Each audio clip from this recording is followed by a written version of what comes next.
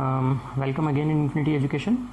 ये आपका फिजिक्स का लेक्चर नंबर 4 है। 3 लेक्चर्स अभी तक हमारे हो चुके हैं। इन 3 लेक्चर्स में चैप्टर आपका ये चल रहा था इलेक्ट्रिसिटी। ठीक है, इस इलेक्ट्रिसिटी चैप्टर में अभी तक आपने जो स्टडी किया है, यानी कि जो लास्ट टाइम हम एक्चुअली स्टडी किए थे, हमने एक एक्सरसाइज सॉल्व की थी हमारे मॉड्यूल की, जो हमने आपको फिजिक्स का मॉड्यूल अवेलेबल करवाया है। उस मॉड्यूल की आपको 6.1 हमने एक्सरसाइज सॉल्व की थी और मैंने आप लोगों को होमवर्क के लिए दी थी 6.2 एक्सरसाइज। उसमें से केवल कुछ स्टूडेंट्स ने ही मुझे होमवर्क कर करके वापस सबमिट किया है। बहुत सारे स्टूडेंट्स ने अभी भी नहीं किया है। देखिए, अगर आप होमवर्क नहीं करेंगे, सिर्फ वीडियोस देखते जाएंगे, सुनते जाएंगे, तो उससे काम नहीं चलने वाला है फिज़िक्स में। ठीक है, अगर आपको फिज़िक्स अच्छे से समझना है तो आपको खुद सॉल्व करना पड़ेगा। जितनी ज़्यादा आप प्रैक्टिस करेंगे, जितना ज़्यादा आप खुद से सॉल्व करेंगे, उतना ज़्यादा अच्छे से आपको फिज़िक्स आएगा। ठीक है, फिज़िक्स से अच्छा कोई सब्जेक्ट नहीं है कि जो इतना इजीली समझ में आ जाता हो। ठीक है, अब जैसे कि नेक्स्ट टॉपिक हम जो स्टार्ट करने वाले हैं अब, वो है ओम्स लॉ। ओम्स लॉ आपके सिलेबस का सबसे इम्पॉर्टेंट टॉपिक है साइंस का। ठीक है, एग्ज़ाम में ऐसा होता ही नहीं है कि इस टॉपिक में से कोई क्वेश्चन ना आए। ओके, इस टॉपिक में से 100% क्वेश्चन आते ही हैं।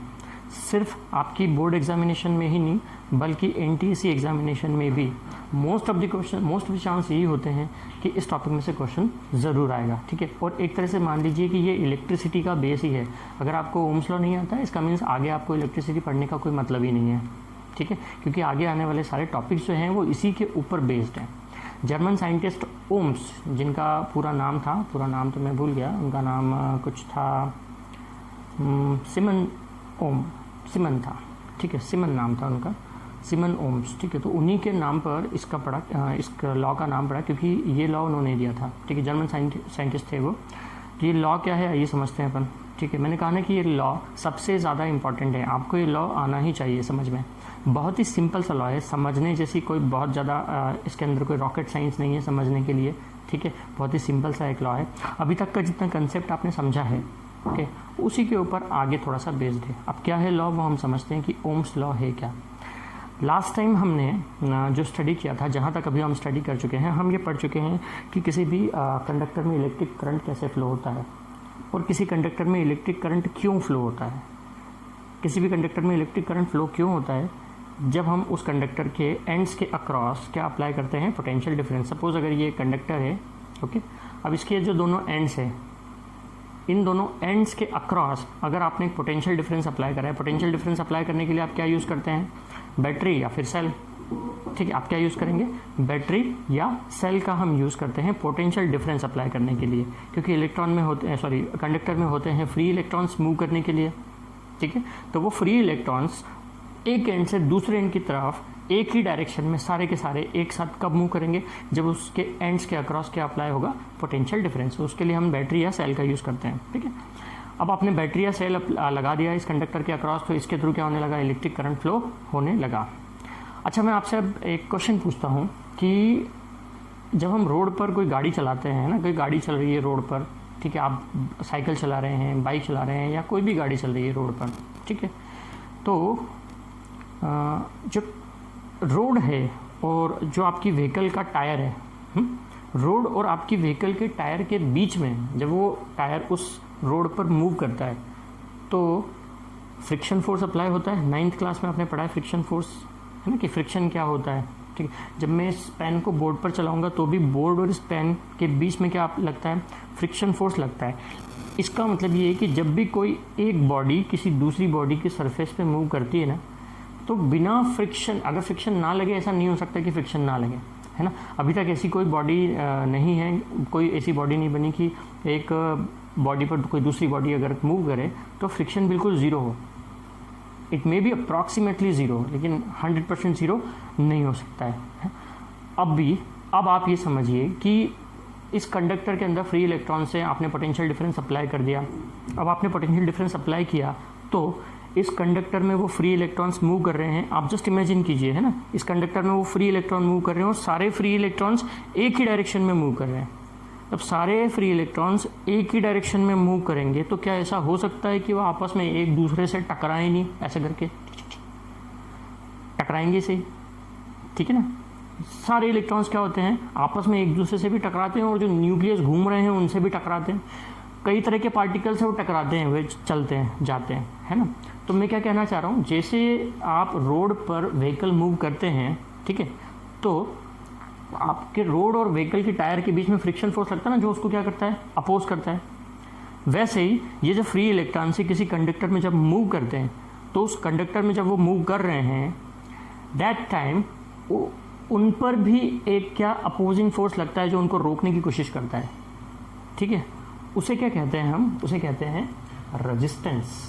अब एक्चुअली ओम्स लॉ से एक नई फिजिकल क्वांटिटी का इवोल्यूशन होता है जिसको हम कहते हैं रेजिस्टेंस, ठीक है। अब ये रेजिस्टेंस क्या है बताते हैं। पहले ओम्स लॉ क्या है, मैंने अभी तक आपको ये नहीं बताया कि ओम्स लॉ क्या है। ओम्स से कहते हैं कि जब किसी कंडक्टर में आप इलेक्ट्रिक करंट फ्लो करते हैं तो उसमें जितना इलेक्ट्रिक करंट फ्लो हो रहा है ना, वो डायरेक्टली प्रोपोर्शनल होता है किसके, जितना पोटेंशियल डिफरेंस आपने उसके एंड्स के अक्रॉस अप्लाई किया है। क्या है ओम्स लॉ, कि जितना इलेक्ट्रिक करंट इसमें फ्लो हो रहा है कंडक्टर में, वो इलेक्ट्रिक करंट किसके डायरेक्टली प्रोपोर्शनल होता है, जितना आपने पोटेंशियल डिफरेंस अप्लाई किया है इसके एंड्स के अक्रॉस। यानी पोटेंशियल डिफरेंस को आप किससे रिप्रेजेंट करते हैं, V से। ये V किसके डायरेक्टली प्रोपोर्शनल होगा अकॉर्डिंग टू ओम्स, I के, यानी करंट के। V is directly proportional to I, that is potential difference applied across the ends of conductor is directly proportional to the amount of current flowing through the conductor. This is Ohm's law. लेकिन यहाँ पे एक restriction है, मतलब यहाँ पर एक restriction है। क्या रेस्ट्रिक्शन है, रेस्ट्रिक्शन ये है कि जो कंडक्टर आपने यूज़ किया है ना, जिसमें इलेक्ट्रिक करंट फ्लो हो रहा है, जिसके एंड्स के अक्रॉस आपने पोटेंशियल डिफरेंस अप्लाई किया है, इस कंडक्टर की फिजिकल कंडीशन चेंज नहीं होनी चाहिए। फिजिकल कंडीशन चेंज नहीं होनी चाहिए, इसका मतलब ये कंडक्टर जैसा है वैसा ही रहे, इसको पुश करके दबा के खींच के इसकी लेंथ में विड्थ में कोई चेंज ना किया जाए, इसका टेम्परेचर चेंज ना किया जाए, ठीक है। रूम टेम्परेचर पे है तो रूम टेम्परेचर पे रहे, ठीक है। इसका टेम्परेचर चेंज नहीं हो, इसका शेप साइज चेंज नहीं हो, ठीक है। तो physical conditions should remain same. In that state potential difference applied across this conductor या conductor is directly proportional to the amount of current flowing through the conductor. This is Ohm's law. But कब, जब इस conductor की physical conditions में कोई change ना हो, ठीक है। इसका जो प्रॉपर स्टेटमेंट है, जब आपको एग्जाम में आता है लिखने के लिए कि व्हाट इज ओम्स लॉ या right Ohm's law, 1 mark 2 mark 3 mark, ये 5 मार्क तक क्वेश्चन बनते हैं ओम्स लॉ टॉपिक के ऊपर, ठीक है। 5 मार्क तक के क्वेश्चन कैसे बनते हैं आगे हम इसको डिस्क्राइब करते जाएंगे, ठीक है। तो समझ में आपको आता जाएगा कि कैसे 5 नंबर तक के क्वेश्चन इस पर बन सकते हैं। इस पर मैंने कहा ना 1 नंबर से लेकर के तो 5 नंबर तक के क्वेश्चन बन जाते हैं।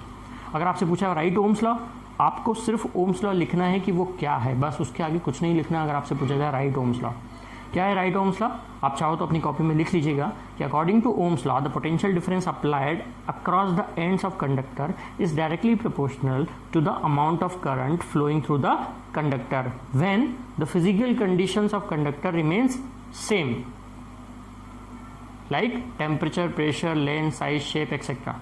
ऐसा आप लिख सकते हैं किसमें, ओम्स लॉ के स्टेटमेंट में। अगर आपसे पूछा जाए कि व्हाट इज ओम्स लॉ या राइट ओम्स लॉ, और साथ में दैट इज करके आप लिखेंगे, मतलब जो स्टेटमेंट आपने शब्दों के रूप में बोला है, ठीक है, उसको मैथमेटिकल फॉर्म में लिखेंगे। मैथमेटिकल फॉर्म में कैसे लिखेंगे, V for potential difference is directly proportional to I for current. This is Ohm's law, है ना, ये जो आपने यहाँ पे लिखा है। इसका मतलब क्या हुआ कि जितना ज़्यादा पोटेंशियल डिफरेंस आप लगाएंगे ना, उतना ही ज़्यादा करंट फ्लो होगा उस कंडक्टर में। समझ में आया। देखिए इसको उल्टा मत बोलिएगा आप मुझे ये बताइए, क्या बिना पोटेंशियल डिफरेंस लगाए करंट फ्लो हो जाएगा, नहीं। तो फिर आपको क्या बोलना पड़ेगा कि जितना ज़्यादा पोटेंशियल डिफरेंस उतना ही ज़्यादा करंट, ठीक है। आप ऐसा नहीं बोल सकते ना कि जितना ज़्यादा करंट उतना ज़्यादा पोटेंशियल डिफरेंस, नहीं भाई, बिना पोटेंशियल डिफरेंस के करंट कैसे आएगा, है ना। मेरी बातों को बिल्कुल ध्यान रखिएगा। आप फिजिक्स में ये छोटी छोटी चीज़ें होती हैं जो हमें बहुत ज़्यादा ध्यान रखनी होती है। अगर आप लेक्चर को बहुत अच्छे से सुनते हैं तो आपको सारी चीज़ें याद रहेगी, है ना। हम क्या कह रहे हैं, current is because of potential difference. Potential difference की वजह से ही क्या है, करंट है। करंट की वजह से पोटेंशियल डिफरेंस नहीं होता है। समझ में आया ना। ओके आगे बढ़ते हैं। V is directly proportional to I, यहाँ तक हमने समझ लिया कि क्या है, दिस इज ओम्स लॉ, ठीक है। अब मैथमेटिक्स में हम जानते हैं कि जब दो फिजिकल क्वांटिटीज क्या हो, सेम प्रोपोर्शन में हो, इसका मतलब क्या होता है कि उनका रेशियो क्या होता है, सेम आता है। रेशियो क्या आता है, सेम। इट मीन्स हम यहाँ पे क्या लिख सकते हैं, इस प्रोपोर्शनल के सिंबल को हटाकर हम क्या लगा सकते हैं, एक कांस्टेंट। उस कांस्टेंट को हम यहाँ पर रखते हैं I, उस कांस्टेंट को हम नाम देते हैं R, सॉरी उस कांस्टेंट को क्या नाम देते हैं हम, आर नाम देते हैं, क्योंकि जब भी प्रोपोर्शनल का सिंबल हम हटाते हैं तो एक कांस्टेंट लगता है। कांस्टेंट क्यों लगता है? क्योंकि दोनों क्वांटिटी का रेशियो क्या आएगा, सेम आएगा। तो हम यहाँ स्पेसिफाई कर देते हैं कि यह आर क्या है, where R is constant called, यहाँ जो मैंने नाम लिखा ना कि ओम्स लॉ से एक नई फिजिकल क्वांटिटी का इवोल्यूशन होता है, क्या है वो, रेजिस्टेंस। ये आर, ये रेजिस्टेंस है, where R is constant called resistance. ठीक है, तो इस इक्वेशन से हम रेजिस्टेंस आर को क्या लिख सकते हैं, R is equal to V upon I, यानी resistance is the ratio of potential difference to the electric current flowing through the conductor numerically. Okay, ये जो आर की वैल्यू आएगी रेजिस्टेंस की, वो क्या आएगी, एक न्यूमेरिकल वैल्यू आएगी, क्योंकि वी की एक न्यूमेरिकल वैल्यू आप पुट करेंगे 20 वोल्ट, 40 वोल्ट, 50 वोल्ट, आई की एक न्यूमेरिकल वैल्यू आप पुट करेंगे 1 एम्पियर, 2 एम्पियर, 5 एम्पियर, जितनी भी है। ठीक है, तो V और I के रेशियो को हम क्या कहेंगे, रेजिस्टेंस कहेंगे। ठीक है, यहां से आप R की डेफिनेशन लिख सकते हैं कि resistance of a conductor is numerically, हम क्या लिखेंगे, क्योंकि यहां से हम एक डेफिनेशन नहीं दे रहे रेजिस्टेंस की, हम लिख रहे हैं कि रेजिस्टेंस की वैल्यू कैसे आएगी, वो इस फार्मूले से आएगी। Resistance of a conductor is numerically equal to ratio of potential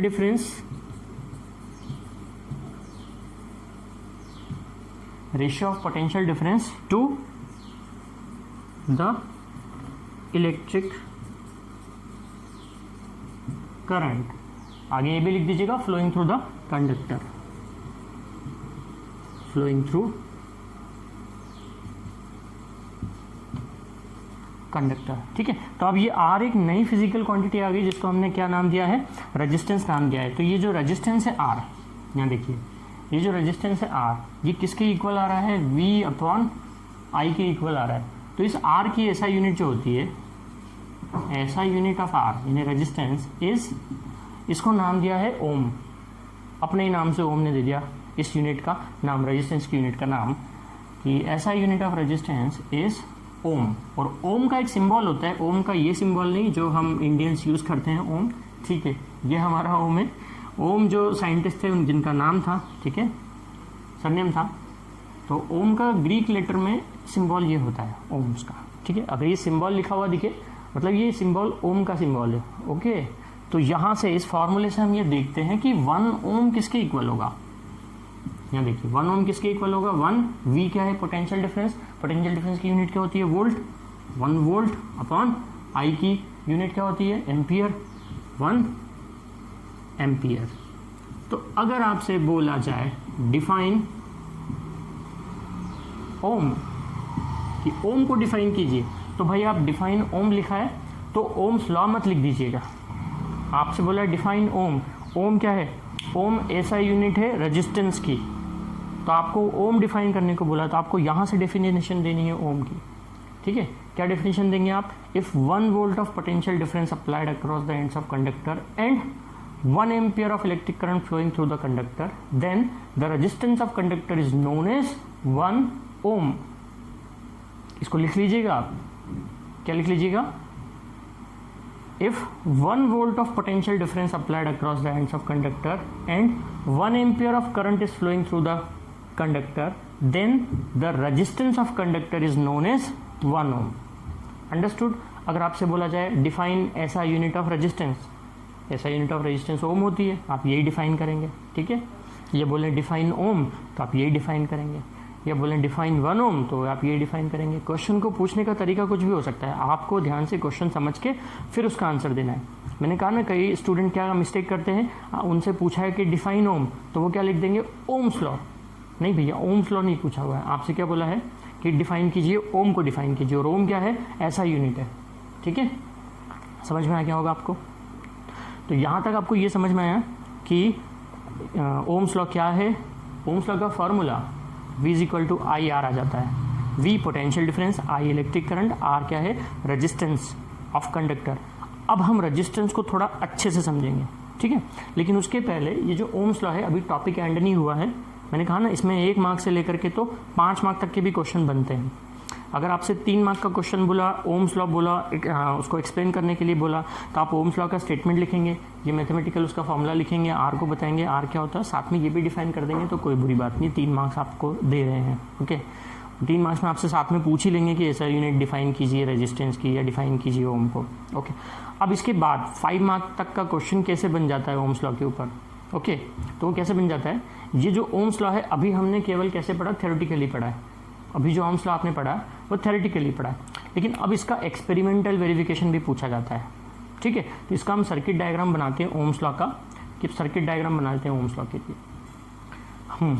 तो जो टॉपिक है आपका ओम्स लॉ में, वो अब जो अपन पढ़ने वाले हैं नेक्स्ट, वो है experimental verification of Ohm's law. ठीक है, मैंने कहा ना अभी जो आपने ओम्स लॉ पढ़ा था वो आपने कैसे पढ़ा, थ्योरेटिकली पढ़ा है। ठीक है, कि भाई एक कंडक्टर है, उसके अक्रॉस आपने पोटेंशियल डिफरेंस अप्लाई किया, तो उसमें जितना करंट फ्लो हो रहा है वो करंट किसके डायरेक्टली प्रोपोर्शनल होगा, जितना आपने पोटेंशियल डिफरेंस अप्लाई किया था उसके डायरेक्टली प्रोपोर्शनल होगा। इतना आपने समझा अभी तक। ठीक है, कि V is directly proportional to I, ये आपने पढ़ा है ओम्स लॉ में, V is directly proportional to I, और इसी से आपका फॉर्मूला बन जाता है V इक्वल टू IR, जहाँ पर आपने एक नई फिजिकल क्वांटिटी देखी R, यानी कि रेजिस्टेंस क्या होता है। ठीक है, पहले हम इसको थोड़ा और अच्छे से समझ लेते हैं एक्सपेरिमेंटल वेरिफिकेशन ओम्स लॉ का क्या है। एक्सपेरिमेंटल वेरिफिकेशन के लिए क्या करेंगे, आप एक कंडक्टर लेंगे, कंडक्टर मतलब एक कंडक्टिंग वायर, कोई सा भी कंडक्टिंग वायर हमने ले लिया।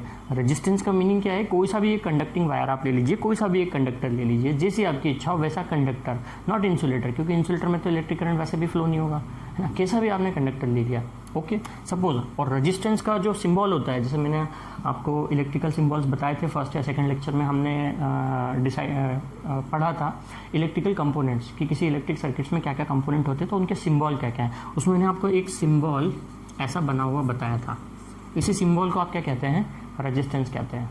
ठीक है, अब ऐसे किसी रेजिस्टेंस को अगर आपने रेजिस्टेंस के अक्रॉस, इसके दोनों एंड्स के अक्रॉस आपने क्या अप्लाई कर दिया, potential difference. Potential difference apply करने के लिए आप सेल या बैटरी का यूज़ करेंगे, तो हमने एक बैटरी अप्लाई कर दी सपोज, है ना। इस बैटरी का पॉजिटिव एंड इधर होता है, नेगेटिव एंड इधर होता है।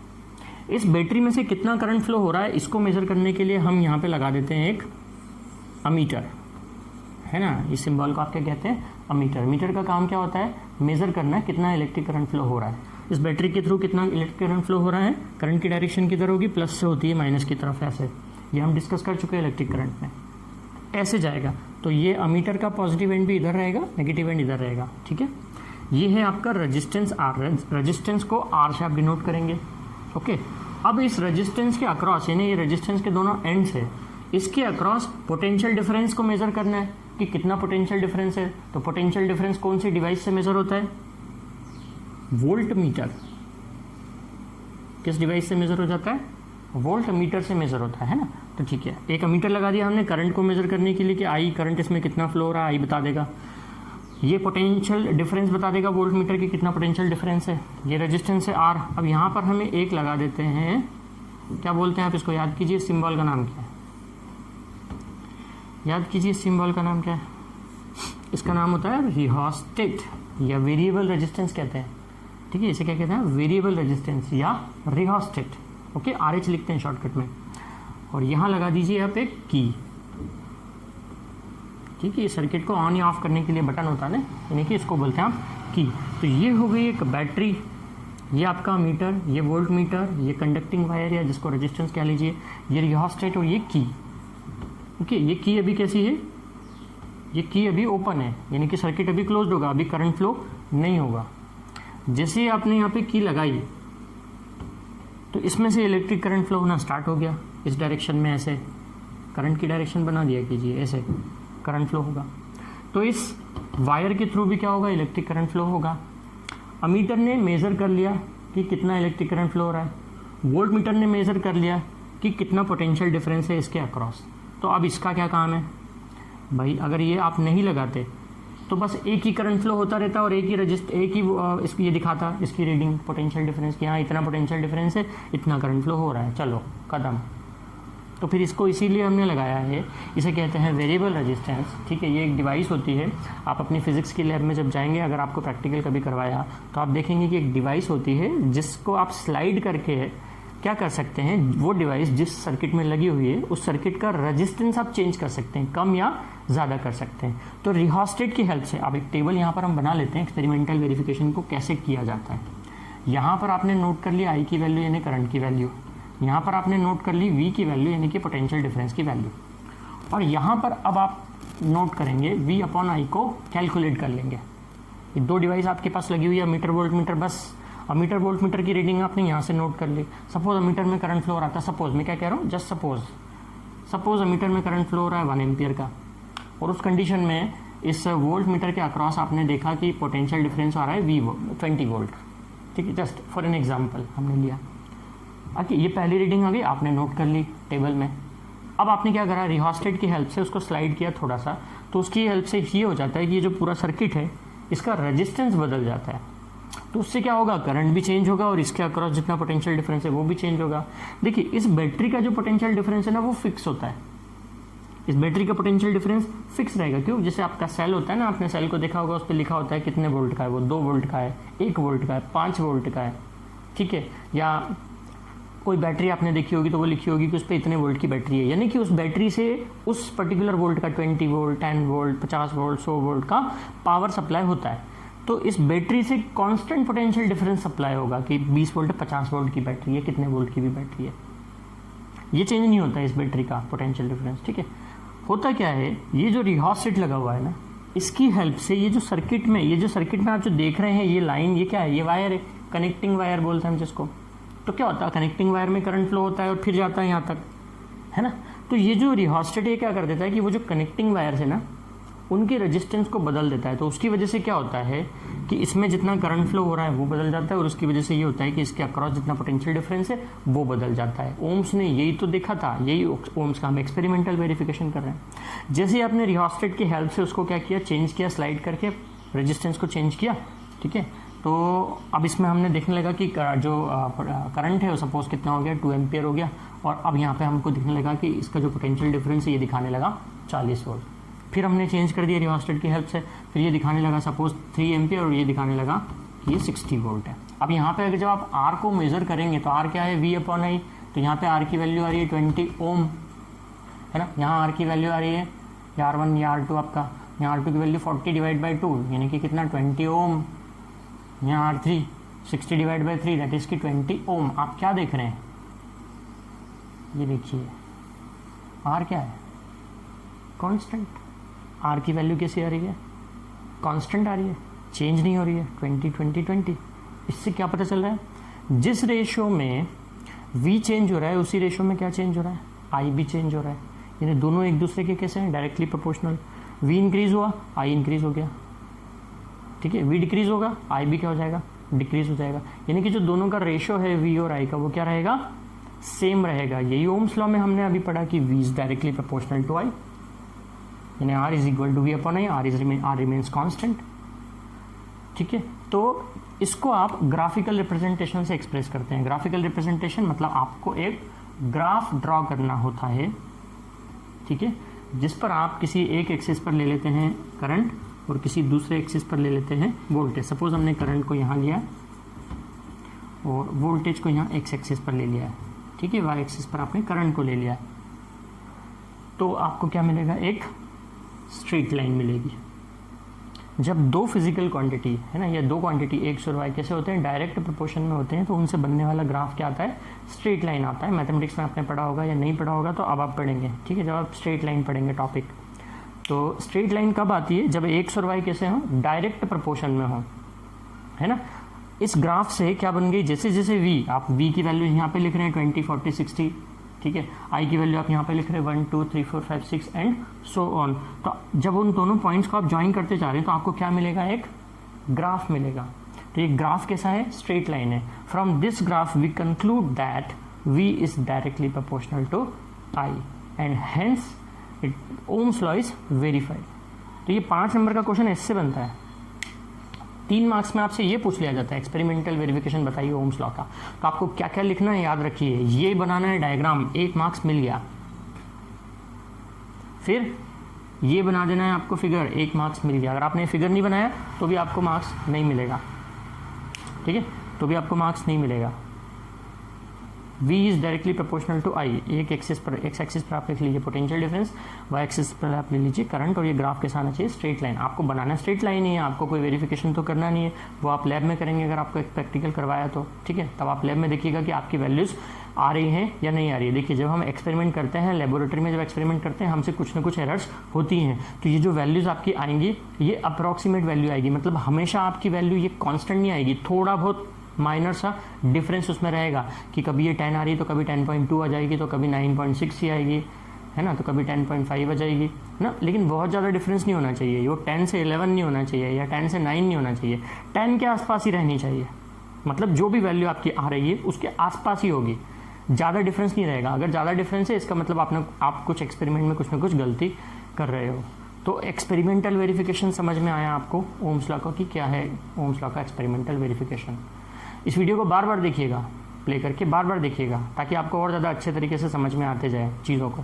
फिर भी अगर आपको कोई डाउट रह जाता है, आपके मन में कोई क्वेश्चन आता है, तो उस क्वेश्चन को पूछेगा आप, है ना, चैट ऑप्शन में पूछेगा कि यहाँ क्या हुआ, कैसे हुआ, वो समझ नहीं आया, ठीक है। क्या किया हमने एक्सपेरिमेंटल वेरिफिकेशन में, क्या क्या चीज़ें ली, अमीटर लिया, वोल्ट मीटर लिया, और एक रेजिस्टेंस लिया, रेजिस्टेंस मतलब एक कंडक्टर लिया, दिस इज द कंडक्टर, और एक बैटरी, ठीक है, साथ में एक की, और this is rheostat. There are 1 2 3 4 5 and 6 components in this electric circuit. इनको प्रॉपरली अरेंज किया। अमीटर को हम सीरीज में कनेक्ट करते हैं, याद रखिएगा हमेशा, करंट को मेजर करता है। वोल्ट मीटर को हम पैरेलल में कनेक्ट करते हैं, याद रखिएगा हमेशा, ठीक है। ये पोटेंशियल डिफरेंस को मेजर करेगा। ये आपका कंडक्टर है, ये रिहास्टेट है which is variable resistance, this is की, ओके। जब करंट फ्लो हुआ क्या किया आपने इन दोनों की रीडिंग को नोट किया, अमीटर और वोल्ट मीटर की रीडिंग को नोट किया, और इस एक्सपेरिमेंट को आपने बार बार रिहास्टेट की हेल्प से रेजिस्टेंस को चेंज किया। उसकी वजह से होगा यहाँ पे कि करंट और पोटेंशियल डिफरेंस चेंज हो जाएगा उसके अकॉर्डिंगली। तो इस एक्सपेरिमेंट को आप 4-5 बार क्या करते हैं, रिपीट करते हैं। Then you see that, then you plot a graph between V and I, and you will see that the graph is straight line. The graph is straight line. It represents that potential difference is directly proportional to current. Okay, समझ में आया? So this is experimental verification of Ohm's law, है ना। अब इसके आगे की बात करते हैं हम, लेकिन उसके पहले आप इसको नोट कर लीजिएगा अपनी कॉपी में, है ना। इसके बाद आपको लिखना पड़ता है जो मैंने बोला, जैसे मैंने जो बोला वो आपको लिखना भी पड़ेगा आपकी कॉपी में अगर आपसे क्वेश्चन किया जाता है तो आपको एक्सपेरिमेंटल वेरिफिकेशन अच्छे से समझ में आ गया। अब आगे का टॉपिक अपन देखते हैं इसके आगे का, और न्यूमेरिकल क्वेश्चन करने पड़ेंगे हमें। अब आगे के टॉपिक में एक्चुअली आपको जो करना है ना, हमने कहा ना कि यहाँ से एक नई फिजिकल क्वांटिटी का इवैल्यूएशन हो रहा है। ये देख रहे हैं ना आप आर, अभी तक आपने आर को डिफाइन नहीं किया है कि रेजिस्टेंस क्या होता है। चलिए समझ लेते हैं रेजिस्टेंस क्या होता है, बट उसके पहले मैं इसको रफ करूँगा, है ना, तो नोट कर लीजिएगा। चलिए अब समझते हैं रेजिस्टेंस क्या होता है। ओके, अगेन एग्जांपल लेते हैं। जैसा मैंने लेक्चर के स्टार्टिंग में आपको बताया था कि इमेजिन आप किसी रोड पर कोई व्हीकल को मूव कर रहे हैं, कोई व्हीकल किसी रोड पर मूव कर रहा है, बिना फ्रिक्शन के वो मूव नहीं कर सकता है। मतलब उसके मोशन की डायरेक्शन के अपोजिट क्या अप्लाई होता है, उस पर फ्रिक्शन फोर्स अप्लाई होता है ना। जैसे कि ये मूव कर रहा है ना। मैंने आपको बताया था जैसे कंडक्टर है, जैसे ही आपने पोटेंशियल डिफरेंस अप्लाई किया उसके अंदर क्या है, फ्री इलेक्ट्रॉन्स हैं।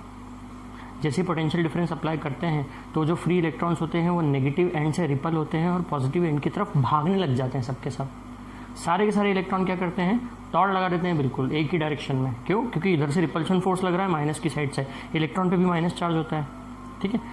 रिपल्शन फोर्स लगता है जिसकी वजह से सारे इलेक्ट्रॉन्स बहुत स्पीड से 3 × 10⁸ मीटर पर second in speed of light से दूसरे एंड पॉजिटिव एंड की तरफ क्या करने लगते हैं, मूव करने लगते हैं। तो ऐसे में आप खुद ही इमेजिन कीजिए, क्या ऐसा नहीं होगा कि वो आपस में टकराएं नहीं, टकराएंगे सही, टकराएंगे ना। तो उससे क्या होता है, उनकी स्पीड कम होती है। कई सारे इलेक्ट्रॉन्स की क्या होती है, स्पीड कम होती है, यानी कि एक तरह से क्या होता है, रुकावट पैदा होती है। जैसे कि स्पीड ब्रेकर आ गया, बहुत अच्छी स्पीड से आप जा रहे हो लेकिन स्पीड ब्रेकर आ गया, आपको क्या करना पड़ेगा, गाड़ी को ब्रेक लगानी पड़ेंगे, है ना। गाड़ी को ब्रेक लगानी पड़ेंगे। और ऐसे अगर बहुत सारे स्पीड ब्रेकर्स होंगे, जितने ज़्यादा स्पीड ब्रेकर उतनी कम आपकी स्पीड हो जाएगी। जितना ज़्यादा रेजिस्टेंस उतनी ज़्यादा करंट की वैल्यू कम हो गई। समझ में आया? अगर ये बोर्ड इतना स्मूथ होने की बजाय रफ होता तो क्या ये पेन ईजिली उस पर मूव कर पाता? नहीं कर पाता। अगर ये बहुत रफ है सपोज, तो मैं जितना फोर्स लगा रहा हूँ उतने फोर्स से, ठीक है, क्या ये ईजिली मूव करता? रफ बोर्ड पे नहीं करता। क्यों? क्योंकि इस पर रेजिस्टेंस ज़्यादा लग रहा था। तो रेजिस्टेंस ज़्यादा लगने की वजह से, अब यहाँ पे हम इलेक्ट्रिसिटी के टर्म में बात कर रहे हैं तो हम क्या बोलेंगे, जितना ज़्यादा रेजिस्टेंस होगा कंडक्टर में करंट उतना ही स्लो फ्लो होगा, यानी कि करंट की वैल्यू क्या हो जाएगी, कम हो जाएगी। क्योंकि करंट क्या होता है, rate of flow of charge, I equal to Q by T. याद कीजिए सेकंड थर्ड लेक्चर में पढ़ा था जो, है ना। फॉर्मूले फिर से लिख देता हूँ, आई क्या होता है, क्यू बाई टी। टी क्या है भाई, टाइम। यूनिट टाइम में जितना चार्ज फ्लो हो रहा है उसी को तो आप क्या कहते हैं, करंट। मैं क्या कह रहा हूँ, रेजिस्टेंस आपने अप्लाई कर दिया, रेजिस्टेंस ज़्यादा है, तो रेजिस्टेंस ज़्यादा होने की वजह से क्या होगा, जो चार्ज हैं, चार्ज मतलब क्या भाई, इलेक्ट्रॉन। मैंने क्या बताया था आपको, चार्ज का मीनिंग क्या है, इलेक्ट्रॉन्स है। वो जो फ्री इलेक्ट्रॉन्स हैं उनकी स्पीड कम हो जाती है, मतलब वो उतने ही टाइम में पहले ज़्यादा स्पीड से फ्लो कर रहे थे, अब कम स्पीड से फ्लो करेंगे। कम स्पीड से फ्लो करेंगे तो पर सेकेंड जितने इलेक्ट्रॉन पहले फ्लो हो रहे थे, है ना, क्रॉस हो रहे थे एक पर्टिकुलर पॉइंट से, अब कम इलेक्ट्रॉन क्रॉस होंगे। क्यों? क्योंकि फोर्स ज़्यादा लग रहा है, भीड़ आ रही है पुलिस रोक रही है, भीड़ आ रही है पुलिस रोक रही है। ठीक है, अब यही हो रहा है सब जगह, लॉकडाउन चल रहा है तो होगा क्या, जब आप फोर्स लगा करके रोकेंगे यानी रेजिस्टेंस को बढ़ाएंगे तो एक पर्टिकुलर पॉइंट से जितने फ्री इलेक्ट्रॉन्स पहले मूव कर रहे थे अब उतने मूव नहीं करेंगे, अब उससे कम मूव करेंगे। यानी कि चार्ज क्या हो गया, कम पर सेकेंड। चार्ज कम हो गया पर सेकेंड, मतलब करंट की वैल्यू क्या हो जाएगी, कम हो जाएगी पर सेकेंड। तो यानी कि ये जो करंट और रेजिस्टेंस है इनका आपस में रिलेशन कैसा हो गया, इनवर्स रिलेशन हो गया। कैसा रिलेशन हो गया, इनवर्स रिलेशन हो गया। ठीक है, अब वो रिलेशन को तो अपन समझेंगे, लेकिन अब हम आते हैं करंट पे, करंट को डिफाइन करने के ऊपर कि अब हम करंट को कैसे डिफाइन करेंगे। तो हम करंट को कैसे डिफाइन करें कि अब ये करंट क्या चीज़ है। जैसे कि मैंने कहा कि रोड के ऊपर आप कोई गाड़ी चलाओगे तो भाई फ्रिक्शन तो लगेगा ही लगेगा। ऐसा कोई रोड नहीं, ऐसा कोई सरफेस नहीं है कि जिसके ऊपर फ्रिक्शन ना लगता हो, है ना। ये बोर्ड है, इस पर भी कुछ ना कुछ अमाउंट में फ्रिक्शन लग ही रहा है, इस पेन के ऊपर लग ही रहा है, बिना फ्रिक्शन के कुछ काम नहीं हो सकता। एक हाथ दूसरे हाथ के ऊपर आप स्लाइड करेंगे, फ्रिक्शन लगेगा, ऐसे ऐसे करते जाएंगे, गर्म हो जाएगा, थोड़ी देर में हाथ हो जाएगा ना, बिकॉज ऑफ फ्रिक्शन। तो दुनिया में ऐसा कोई मैटर ही नहीं है कि जिसमें फ्रिक्शन की प्रॉपर्टी ना हो। ठीक है, दुनिया में ऐसा कोई मैटर ही नहीं है कि जिसमें फ्रिक्शन क्या हो, जीरो हो, जीरो फ्रिक्शन हो, ऐसा नहीं है कहीं भी। ये तो फ्रिक्शन क्या है, ये एक फंडामेंटल प्रॉपर्टी है मैटर की, जो क्या करती है, अपोज करती है, फ्री इलेक्ट्रॉन्स को मूव करने से अपोज करती है, यानी कि उसको क्या करती है, रोकती है। ठीक है, मतलब ये क्या है, एक नेचर है, हर एक मैटर का क्या है, ये एक नेचर है कि वो फ्री इलेक्ट्रॉन्स को रोकेगा।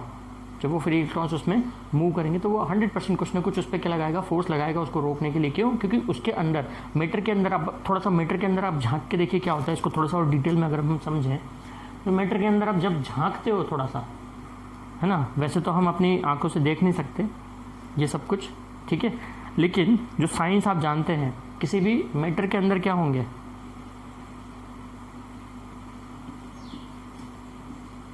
Molecules, atoms. एटम के अंदर भी अगर आप झांक के देखेंगे तो क्या होंगे, इलेक्ट्रॉन, प्रोटॉन, न्यूट्रॉन, यही होते हैं। न्यूक्लियस के आसपास इलेक्ट्रॉन मूव करता होता है। ठीक है, यानी मैटर में एटम तो होंगे ही होंगे, तो क्या जगह है बीच में से निकलने की कहीं पे? क्या मैटर अंदर से खाली है? अब एक फ्री इलेक्ट्रॉन, बहुत सारे फ्री इलेक्ट्रॉन इसमें घूम रहे हैं, है ना। जैसे पोटेंशियल डिफरेंस अप्लाई होता है तो इसके अंदर मूव करना शुरू कर देते हैं। तो किधर, किस एटम से टकरा रहे हैं? क्योंकि एटम है, मैटर है, इसका मतलब उसमें एटम है, मॉलिक्यूल हैं, ठीक है, फ्री इलेक्ट्रॉन्स हैं, बाउंडेड इलेक्ट्रॉन्स भी हैं, न्यूक्लियस है, बहुत कुछ है। तो अब बस यही सब चीज़ें तो है जिसकी वजह से क्या होता है, वो जो इलेक्ट्रॉन के रास्ते में आ जाते हैं, ये सारी चीज़ें आएंगी ही ना। तो क्या कोई ऐसा मैटर प्रेजेंट होगा कि जो अंदर से खाली हो, कुछ हो ही नहीं उसके अंदर? तो फिर मैटर बनेगा ही कैसे जब कुछ नहीं होगा तो, है ना। तो ऐसा कोई मैटर ही नहीं है कि जिसका रेजिस्टेंस क्या हो, जीरो। हाँ, अलग अलग मैटर में ये प्रॉपर्टी क्या होती है, अलग अलग होती है। जैसे भाई इंदौर की डेंसिटी अलग है, भोपाल की डेंसिटी अलग है, उज्जैन की डेंसिटी अलग है, ठीक है, न्यूयॉर्क की डेंसिटी अलग है। तो क्या है, हर एक मैटर की अपनी एक प्रॉपर्टी होती है, उसके अकॉर्डिंगली वो उतना रेजिस्टेंस उस पर क्या करता है, अप्लाई करता है। तो ये रेजिस्टेंस क्या है, ये एक नेचुरल प्रॉपर्टी, हम क्या कहेंगे कि एक फंडामेंटल प्रॉपर्टी है मैटर की। कैसी प्रॉपर्टी है कि जो फ्री इलेक्ट्रॉन्स को रोकती है, जो फ्री इलेक्ट्रॉन्स को क्या करती है, अपोज करती है। तो ये अपोज करने की प्रॉपर्टी है ना। मतलब अगर आप कुछ अच्छा काम करेंगे तो लोग आपको अपोज करते हैं, नहीं भाई मत करो यार, क्यों कर रहे हो यार तुम ऐसा यार, ठीक है। बुरा काम करते हैं तो रोकते ही हैं कुछ लोग तो, लेकिन जब आप अच्छा काम कर रहे होते हैं तो भी कई सारे लोग रोकते हैं, यार क्यों कर रहे हो यार, हमें तो बुरा लग गया, तुम ऐसा क्यों कर रहे हो। ठीक है, तो ये एक नेचुरल प्रॉपर्टी होती है। इस वीडियो के बाद में मैं एक छोटा सा वीडियो डालूंगा जिसमें हम कुछ और भी बातें करेंगे कि साइंस के बारे में। ठीक है, अभी हम इसके ऊपर ही बात करते हैं, रेजिस्टेंस के ऊपर। ठीक है, तो रेजिस्टेंस क्या चीज़ समझ में आई आपको? फंडामेंटल प्रॉपर्टी हो गई कि अपोज करेगी, फ्री इलेक्ट्रॉन्स को मूव करने से रोकेगी, अपोज करेगी। तो बस इसी फंडामेंटल प्रॉपर्टी को हम क्या कहते हैं? रेजिस्टेंस कहते हैं। अगर आप रेजिस्टेंस की डेफिनेशन लिखेंगे तो फिर यही लिखेंगे, आपकी बुक्स में है डेफिनेशन, आप उसको लर्न कर सकते हैं। मैंने आपको समझा दिया कि रेजिस्टेंस का मतलब क्या होता है। ठीक है, और रेजिस्टेंस की वैल्यू को आप कैसे फाइंड करेंगे? R=V/I से फाइंड करेंगे, है ना। तो आज के दिन में आपने कुछ फार्मूले, 2-3 फार्मूले पढ़ लिए हैं। ठीक है, हालांकि एक ही था, उसी से ये बना है फार्मूला, V=I और V=I, ओम्स लॉ था, वहीं से आपका R आया। R क्या था? रेजिस्टेंस था, V/I। R क्या है? रेजिस्टेंस है, उसकी SI यूनिट क्या होती है? ओम होती है। ओम का सिंबल क्या है? ये है ओम का सिंबल, है ना। आपको रेजिस्टेंस समझ में आ गया अच्छे से क्या है, रेजिस्टेंस की यूनिट क्या होती है वो आपको समझ में आ गई, है ना। SI यूनिट क्या है। तो आज के लिए इसको कंक्लूड करते हैं हम, है ना। नेक्स्ट लेक्चर में हम स्पेसिफिक रेजिस्टेंस को समझेंगे कि स्पेसिफिक रेजिस्टेंस क्या होता है, इसको कंटिन्यू करेंगे। ओके, तो कीप लर्निंग, स्टे सेफ। ठीक है, बाय बाय।